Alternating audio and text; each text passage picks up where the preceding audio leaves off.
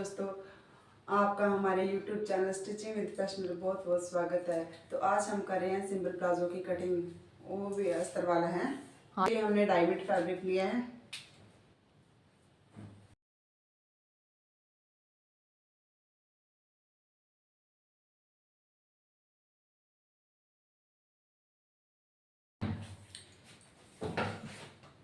Hip size इसमें 13 inch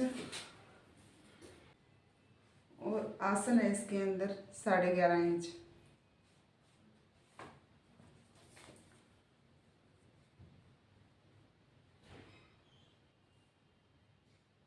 Thai size है इसके अंदर 15.5 इंच।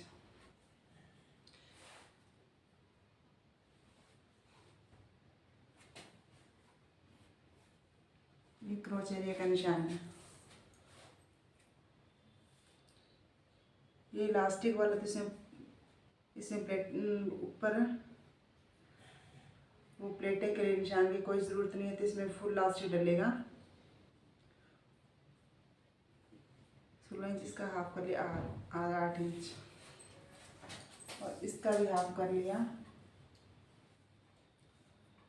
8 इंच। 4.25 पे यहाँ पे हाफ है और यहाँ पे 8.5 पे। अब इसको सीधा कर लेना है।